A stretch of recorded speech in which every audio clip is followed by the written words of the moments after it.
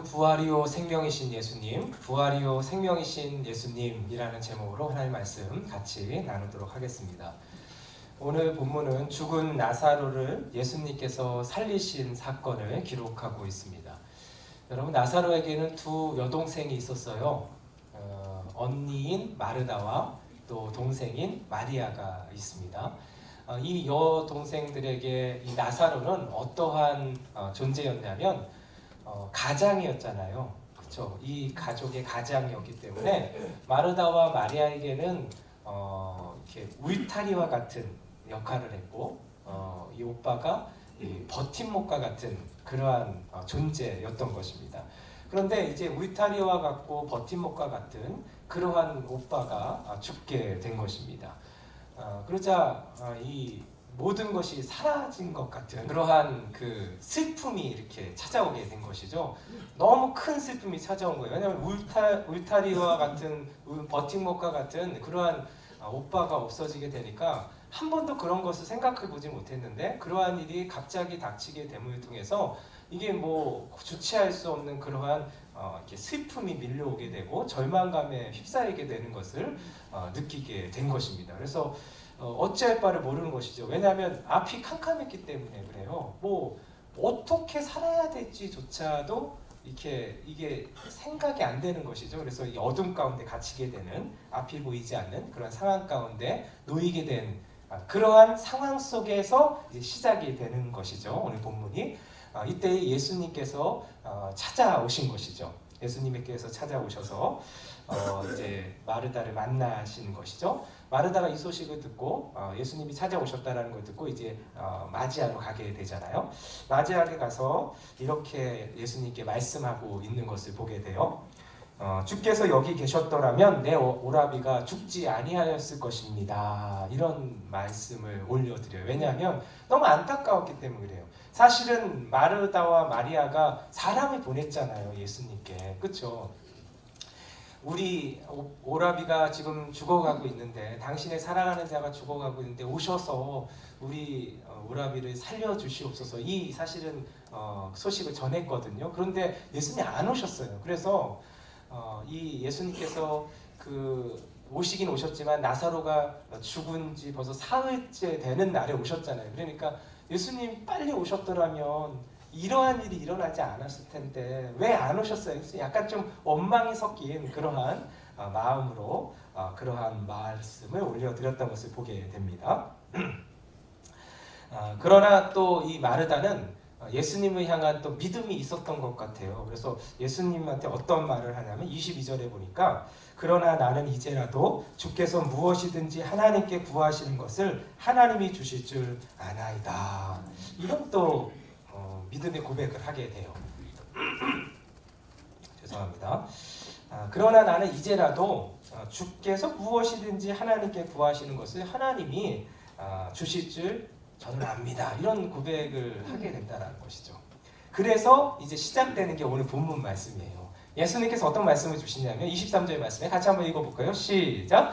예수께서 이르시되 내 오라비가 다시 살아나리라. 아멘. 절망 가운데 빠져있는 이 마르다에게 예수님께서 어떤 말씀을 주시냐면 내 오라비가 다시 살아나리라. 이 말씀을 주시는 거예요. 절망의 근원이 오빠의 죽음이었잖아요. 죽어서 지금 사흘째 되는 날인데 예수님께서 그 절망의 근원을 다 어떻게 해요? 사라지게 해주겠다라는 것이죠. 다시 살아나게 될 것이다.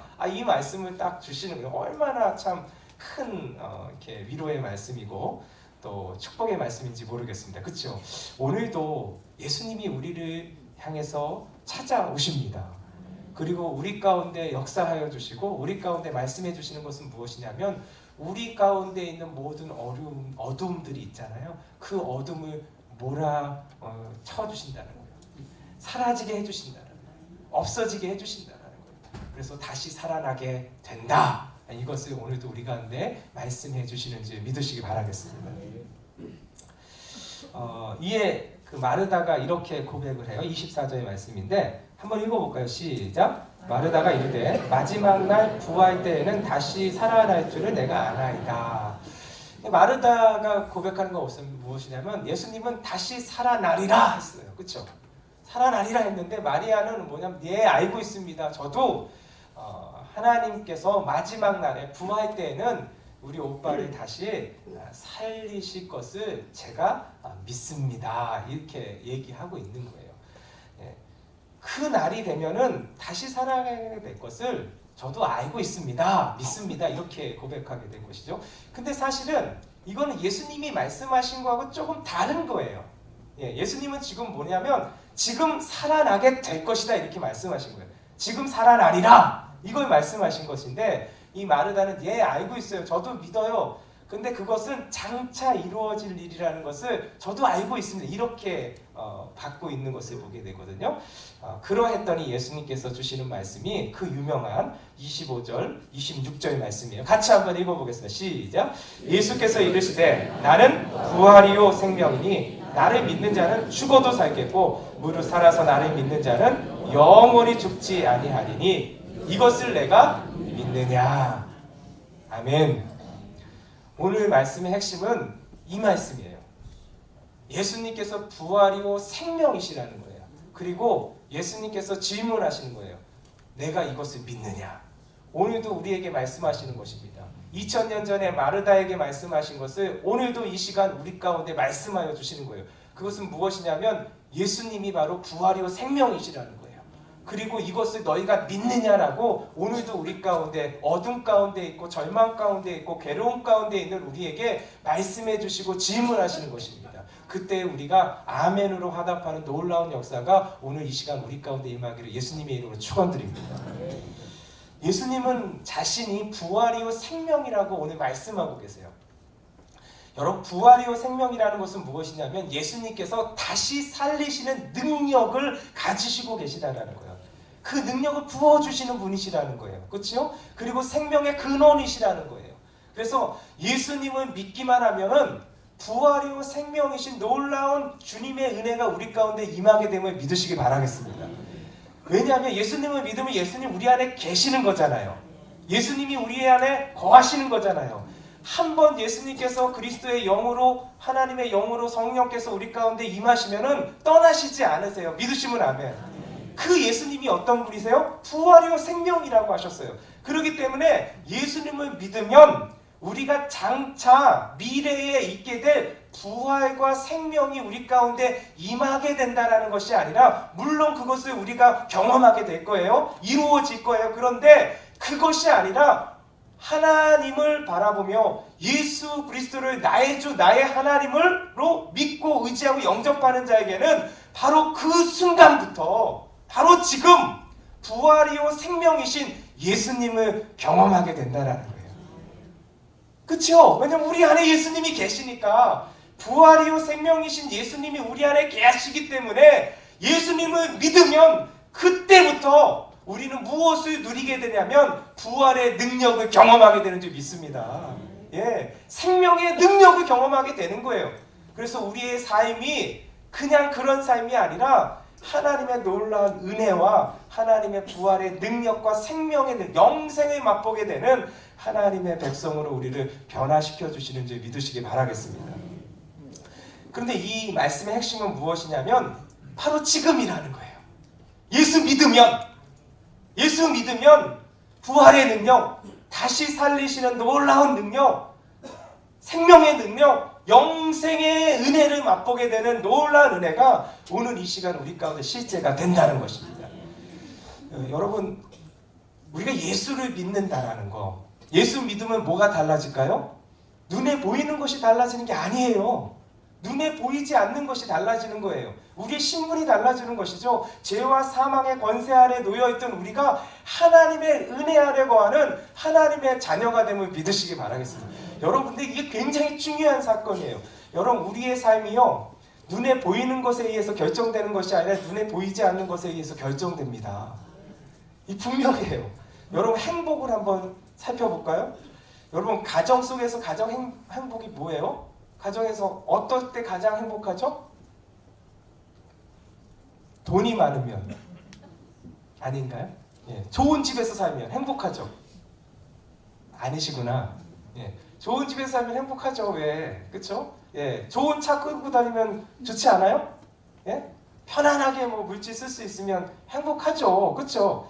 그런데 그걸로 행복이 다가오지 않아요. 그쵸? 그러면 좋은 집에서 살고 좋은 차를 끌고 돈을 마음껏 쓸 수 있고 편하게 쓸 수 있는 사람 다 행복하게요? 아니잖아요. 그쵸? 근데 그렇지 않아도 행복을 누릴 수 있어요. 뭐 할 때요? 사랑할 때요. 사랑할 때. 가정에서는요, 사랑할 때 행복을 느끼게 되어 있는 거예요. 여러분, 뭘 많이 가졌다고 행복하지 않더라고요. 보니까 가정의 행복은 뭐가 결정하냐면 눈에 보이지 않는 서로 간의 사랑이에요.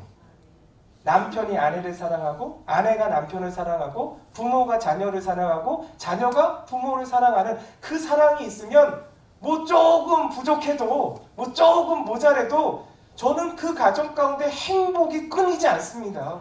그걸 믿어요. 그렇죠?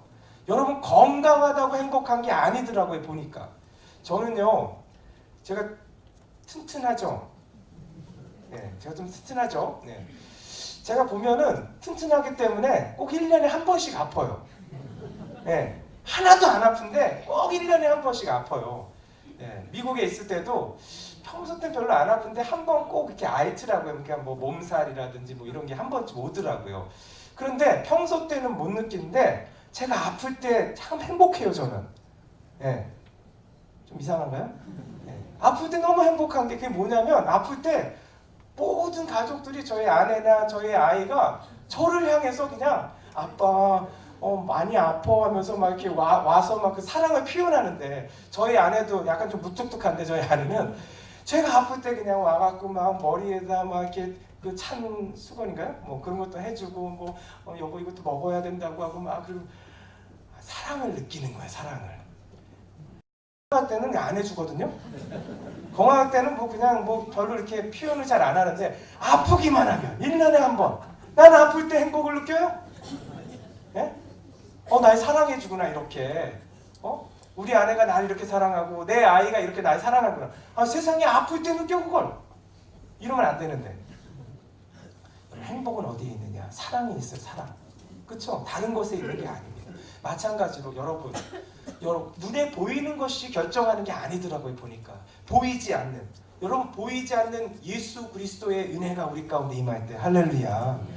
여러분 인생이 변하는 거예요. 죄와 사망의 권세 가운데 놓인 우리가 예수 그리스도를 믿음으로 말미암아 하나님의 은혜를 누릴 수 있는 하나님의 자녀 삼아주는 것으로 신분이 변하게 되어 있는 거예요. 할렐루야. 부활이요 생명이신 예수님이 우리 가운데 임하실 때 비로소 우리 가운데 어떻게 되냐? 우리의 인생이 달라지는 것이죠. 죽음의 길을 걸어가고 있는 사망의 존재가 아니라 생명의 길을 걸어가고 있는 하나님의 자녀가 되는 것입니다. 그래서 우리는 달라지는 거예요. 그래서 우리의 삶이 어떤 삶이 되느냐? 바울 사도가 고백한 삶이 되는 거예요. 근심하는 자 같으나 항상 우리는 어떤 사람이라고요? 기뻐하는 자요. 가난한 자 같으나 많은 사람들을 부욕케 하는 자요. 아무것도 없는 자 같으나 모든 것을 가진 자로다. 여러분, 부활이요 생명 되신 예수님이 우리 가운데 임하셨다라는 것은 바로 이런 것이에요. 사람들은 우리를 볼 때 근심하는 것 같이 보이고 근심하는 상황 가운데 놓이기 때문에 근심할 것 같은데 아니라는 거예요. 왜냐하면 생명의 근원 되신 우리를 살리시는 예수님이 우리 가운데 있기 때문에 그 상황 속에서도 절망하지 아니하고 기뻐할 수 있는 은혜가 임한다라는 거예요. 그게 부활이요 생명 되신 예수님이 우리 안에 계시다라는 그러한 은혜고 축복인 것입니다.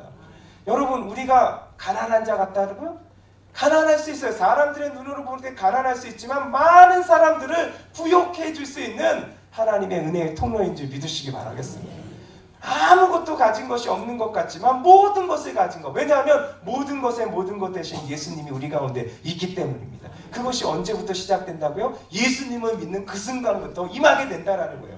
여러분, 예수 없는 자들은 절망 가운데 있을 수밖에 없어요. 어둠 가운데 임할 수밖에 없어요. 그렇죠? 왜냐하면 보이지 않기 때문에 그래요. 그러나 우리 주님이 우리 가운데 있다는 것은 무엇이냐면 우리 주님께서 보이지 않는 길을 인도하여 주신다는 거예요. 할렐루야. 여러분, 왜 사람들이 걱정하고 근심하는지 아세요? 보이지 않기 때문에 그래요. 여러분, 보이지 않는 거의 가장 끝점이 뭔지 아세요? 죽음이에요. 죽음. 죽음 이후에는 알 수가 없는 거예요. 어떠한 일이 벌어질지 몰라. 그래서 뭐하냐? 두렵고 무서운 거예요.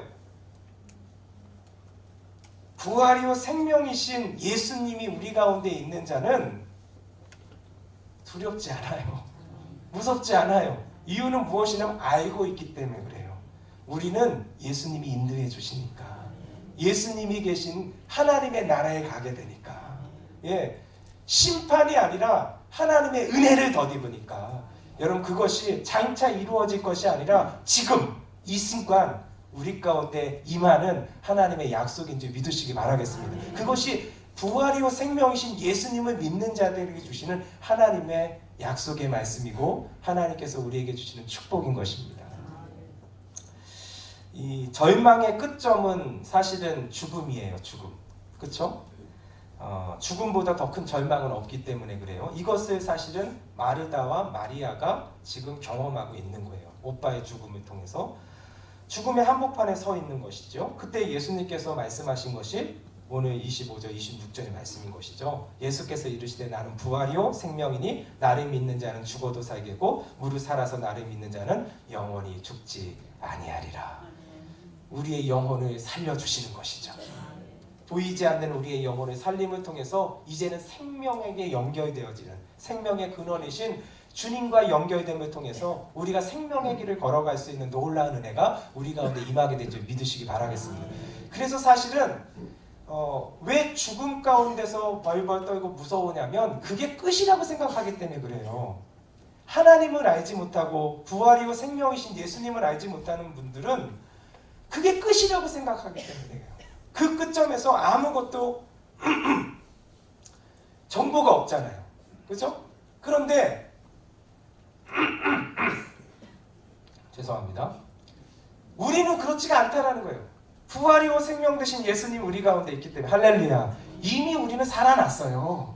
이미 우리는 죽은 자가 아니라 생명의 길로 걸어갈 수 있는 은혜가 열리게 되고 그것을 경험하면서 살아가는 인생으로 예수님께서 바꿔주신 줄 믿으시기 바라겠습니다. 그래서 예수 믿는 자들에게 하나님께서 주시는 은혜는 무엇이냐면 하나님이 우리와 함께 하신다라는 거예요. 예수님이 우리와 함께 하신다라는 거예요. 여러분 주님이 우리와 함께 하시면 어떠한 은혜가 있습니까? 두려울 게 없는 것이죠. 무서울 게 없는 것이죠. 오늘 시편에서 이런 말씀을 주셔요. 시편 27편 말씀인데요. 여호와는 나의 빛이요 나의 구원이시니 내가 누구를 두려워하리요? 여호와는 내 생명의 능력이시니 내가 누구를 무서워하리요? 여러분 생명의 능력 되신 예수님이 우리 안에 있으면 무서울 게 없는 거예요. 두려울 게 없는 거예요. 왜냐하면 우리를 생명의 길로 인도해 주시는 놀라운 은혜가 여전히 있기 때문에 그렇습니다. 믿으시면 아멘. 2절하고 3절에서 이렇게 시편 27절에 말씀하고 있어요. 악인들이 내 살을 먹으려고 내게로 왔으나 나의 대적들 나의 원수들인 그들은 실족하여 넘어졌도다. 군대가 나를 대적하여 진칠지라도 내 마음이 두렵지 아니하며 전쟁이 일어나 나를 치려할지라도 나는 여전히 태연하리로다. 어떻게 이 고백이 있냐는 거예요. 생명의 근원 되신 예수님이 우리 안에 있으면 이렇게 될 수 있다라는 거예요. 적들이 나를 향해서 올 수 있다라는 거예요. 적들이 하나둘이 아니에요. 오늘 보니까 군대가 나를 이렇게 치러 온다고 그랬어요. 한두 명이 오는 게 아니라 군대가 올 정도로 많은 사람들이 나를 대적할지라도 여러분 생명의 근원 되신 예수님이 우리 안에 있으면 그것 때문에 두렵지 않다라는 거예요. 왜요? 하나님이 나와 함께 하시기 때문에. 하나님이 함께 하신다는 건 뭐예요? 지켜주신다라는 거예요. 보호해 주신다라는 거예요. 하나님께서 역사해 주신다라는 거예요. 하나님의 백성들에게 주신 하나님의 귀한 약속은 무엇이냐면 로마서에 보면 이런 말씀이 있어요. 하나님을 사랑하는 자, 곧 그 뜻대로 부르심을 입은 자들에게는 모든 것이 합력하여 선을 이루느니라. 믿으시면 아멘. 여러분 이 약속이 우리 가운데 있는 거예요. 부활하신 예수님, 부활의 주님, 그리고 생명의 주님이 우리 가운데 있다는 것은 하나님이 다시 살려주신다는 거예요. 다시 일으켜주신다는 거예요. 어떠한 절망과 어떠한 어둠 속에서도 우리가 무너지는 인생이 아니라 합력하여 선을 이루실 하나님을 바라보게 하여 주시어서 그냥 끝이 아니라 하나님께서 예비하신 놀라운 은혜가 있음을 우리가 보게 되고 꿈꾸게 되고 붙들게 되어서 우리 가운데 절망이 아니라 소망을 갖게 하는 놀라운 역사가 임하게 될 줄 믿으시기 바라겠습니다. 끝이 아니에요. 끝이 아니에요. 끝난 것이 아니라 그 다음에 이 모든 것들을 어떻게 내가 감당하지? 여러분, 내가 감당하지 않습니다. 여러분, 예수 믿는 사람들은 하나님께서 이제부터는 내가 사는 것이 아니라 내 안에 예수께서 사시는 인생으로 바꿔주신 줄 믿으시기 바랍니다. 내 힘으로 사는 거 아니에요. 주님이 주시는 힘으로 살게 될 것입니다. 어떻게 살지? 하나님이 살게 하십니다. 어떻게요? 하나님이 인도해 주십니다. 그래서 여러분, 예수 없는 사람들은요, 절망의 상황과 절망의 환경을 맞이하면 절망하게 되어 있습니다. 근데 우리는 절망하지 않아요. 왜냐하면 모든 것이 합력하여 선을 이루시는 그 하나님이 우리 안에 계시기 때문이에요. 끝이 아니에요. 하나님이 도와주실 것입니다. 하나님이 헤쳐나가게 인도해 주실 것입니다. 피할 길도 내어주실 것입니다. 그리고 우리가 상상하지 못했던, 우리가 생각하지 못했던 기이한 일을 우리 가운데 펼쳐주실 것입니다. 결국은 그 하나님이 오늘 우리의 주님이 되어주시기 위해서 이 땅에 육신을 입고 오신 것입니다. 그분이 바로 예수님이신 거예요. 그 예수님이 부활이시고 생명이시라는 거예요. 사도 바울은 이런 고백을 해요. 고린도후서 4장 8절에서 9절 말씀인데요. 우리가 사방으로 우겨쌈을 당하여도 쌓이지 아니하며 답답한 일을 당하여도 낙심하지 아니하며 박해를 받아도 버림받지 아니하며 거꾸러뜨림을 당하여도 망하지 아니하고 믿으시면 안 돼요. 여러분, 예수 그리스도가 우리 안에 계시다라는 것은, 부활이요 생명 되신 예수님이 우리를 붙드시고 계시다라는 것은 이 은혜가 있다라는 거예요. 우리 가운데 답답한 일이 일어나지 않는다라는 게 아니에요. 답답한 일이 일어날 수 있어요. 사방으로 우겨쌈도 당할 수 있어요. 그리고 여러 가지 어려움들, 억울한 일이 발생할 수도 있어요. 그런데 이것 때문에 무너지지 않는다라는 거예요. 적들은 나를 무너뜨리려고 해도, 세상은 나를 힘들게 만들고 나를 미워할지라도 우리는 그것 때문에 쓰러지지 않는다라는 거예요. 다시 일으켜주시는, 다시 살려주시는 예수님이 우리 안에 계시기 때문입니다. 그래서 우리 찬송가 아까도 같이 나누었지만 지금까지 지내온 것 주의 크신 은혜잖아요. 2절 가사에 보면은 몸도 맘도 연약하나 세임받아 살아내. 이게 우리의 고백이잖아요. 여러분, 2018년도 한 해도 되돌아보면 몸도 맘도 연약했던 그런 때 아니었어요? 근데 살아오셨잖아요. 왜요? 하나님이 주시는, 사람이 주는 힘이 아니라 하나님이 주시는 힘으로 버텨내신 거예요. 감당하게 하신 거예요.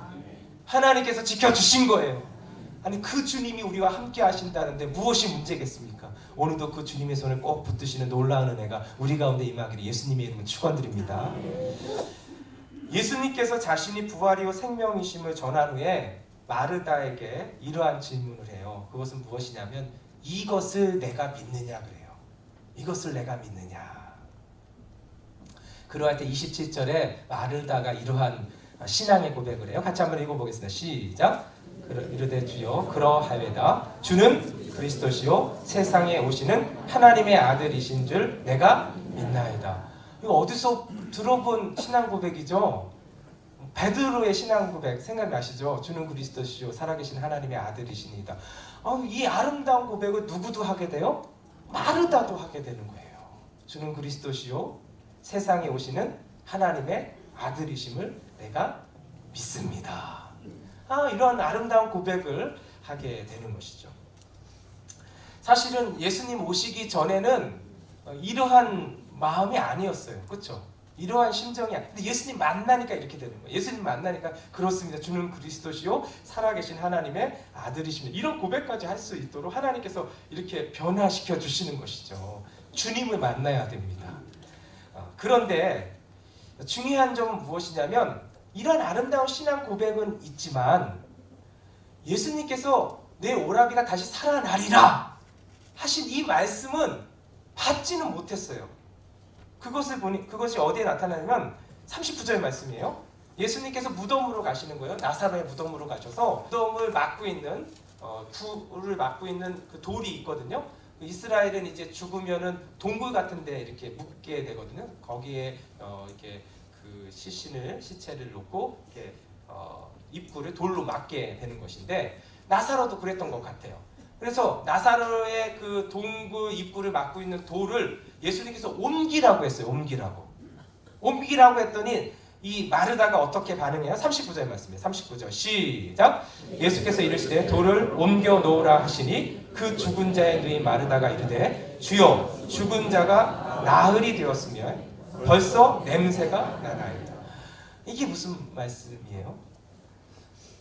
이 말의 의미는 뭐냐면 주님 지금 돌을 옮겨 놓으라고 말씀을 하셨지만 주님 지금 상황이 어떻게 되신지 다시 한번 알려드릴게요.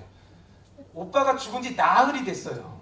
그리고 예수님도 아시겠지만 지금 냄새 나잖아요. 이 냄새가 다른 냄새가 아니라 시체 썩어가는 냄새예요. 지금 이 상황을 알고 계시는 거 맞죠? 이렇게 말하고 있는 거예요.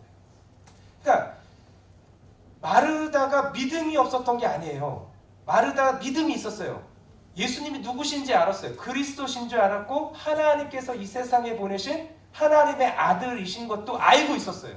그러니까 믿음이 있다라네. 그런데 돌을 옮기라고 할 땐 돌을 옮길 수가 없었던 거예요. 왜냐하면 왜 돌을 옮기라고 예수님께서 말씀하셨을까요? 예수님이 오라비인 나사로를 살릴 것이기 때문에 예수님은 돌을 옮기라고 하신 거예요. 그런데 나사로의 누인 마르다는 믿음은 있었지만 그것까지는 받을 수가 없었던 거예요. 그것까지는 믿을 수가 없었어요.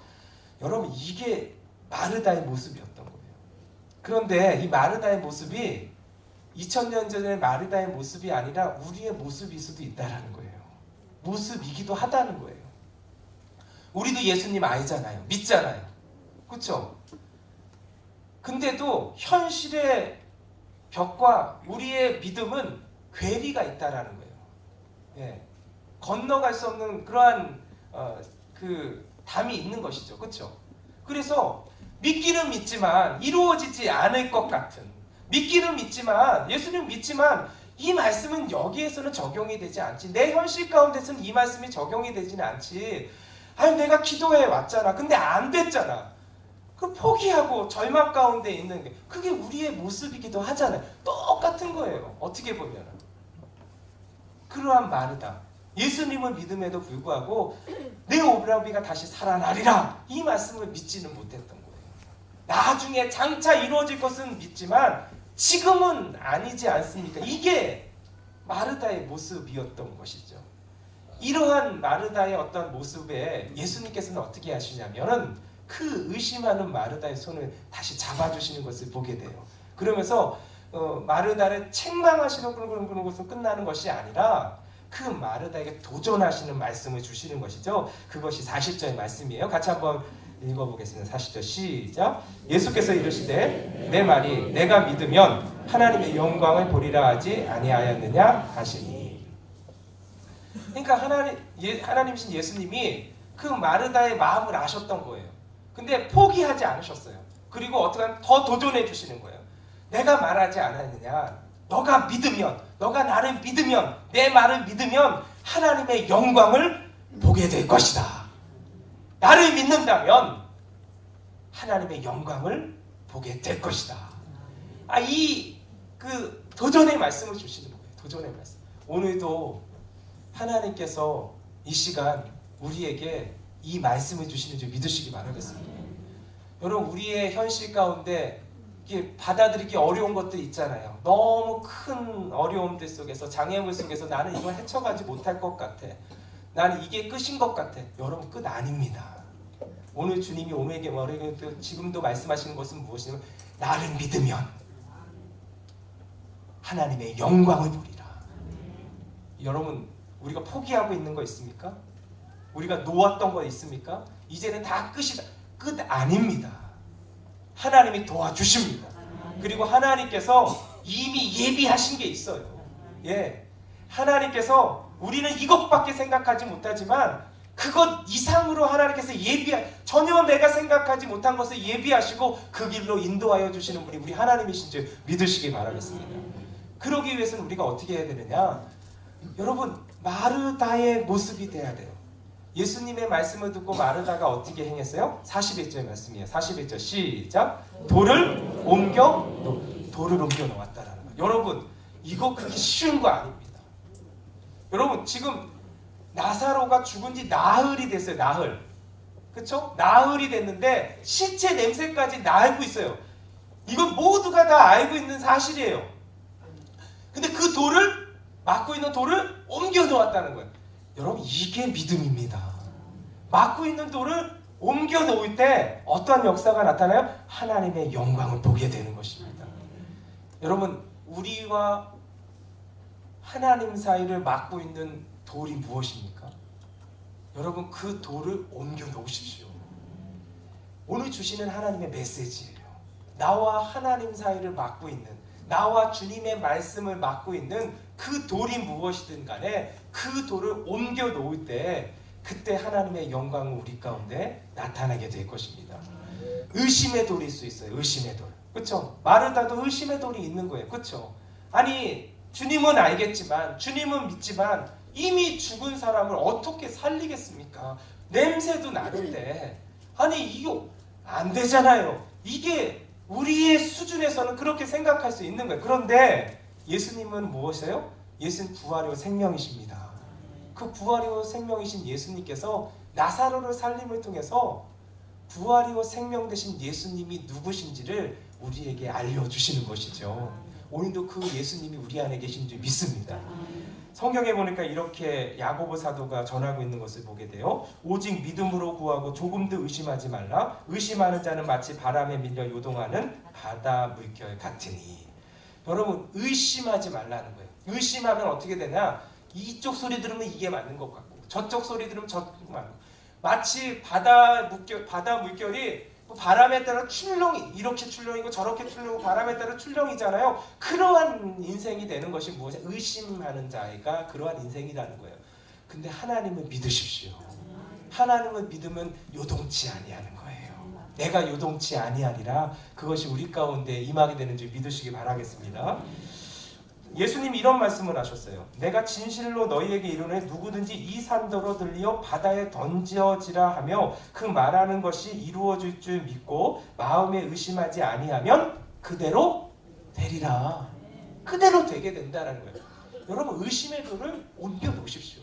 의심의 돌을 가지고 있으면 하나님 앞에 전적으로 엎드리지 못한다는 거예요. 의심의 돌을 우리가 제거할 때 비로소 하나님의 영광을 보게 되는 줄 믿으시기 바라겠습니다.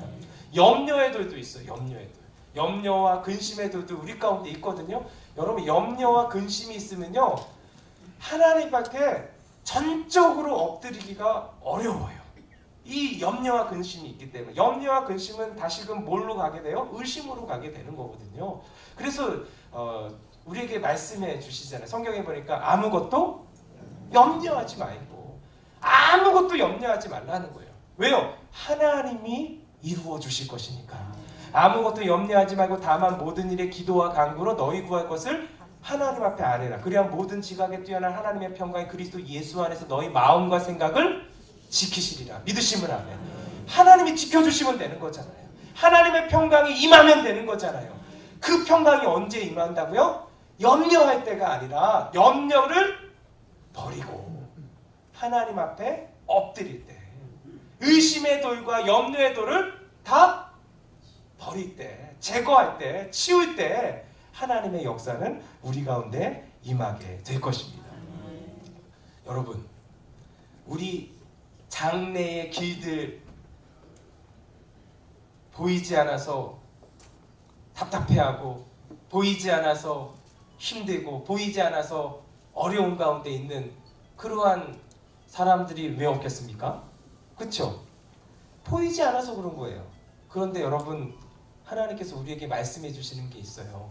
보이지 않아도 살 수 있어요. 믿으시면 아멘. 내 안에 누가 계십니까요? 부활이요 생명 되신 예수님이 계시기 때문에요. 성경은 이렇게 말씀하세요. 범사의 그를 인정하라. 그리하면 내 길을 지도하시리라. 여러분 내가 길을 몰라도 돼요. 내가 길을 몰라도 그 길을 아시는 주님이 인도해 주시면 되는 거잖아요. 언제요? 하나님 앞에 엎드릴 때라는 거예요. 범사의 그를 인정할 때, 하나님 앞에 엎드리기 시작할 때 지금까지 그렇게 인도해 주셨잖아요. 몸도 마음도 연약하지만 지금까지 새 힘받아 살아오셨잖아요. 내가 길 알아서 살아온 거 아니잖아요. 내가 힘 있어서 살아온 거 아니잖아요. 오늘도 나의 기 되신 주님이 나를 인도해 주실 것입니다. 엎드리기만 하면 되는 거예요.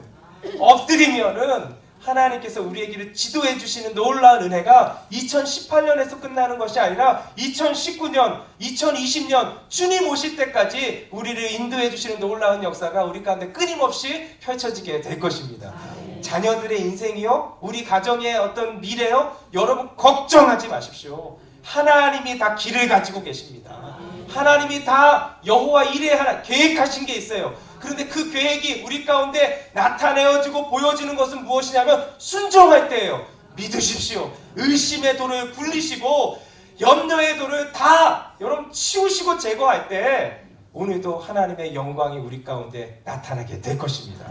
그 은혜의 놀라운 시간이 2018년을 넘어 2019년으로 나아가는 우리 모든 성도님들 되시기를 예수님의 이름으로 축원드립니다.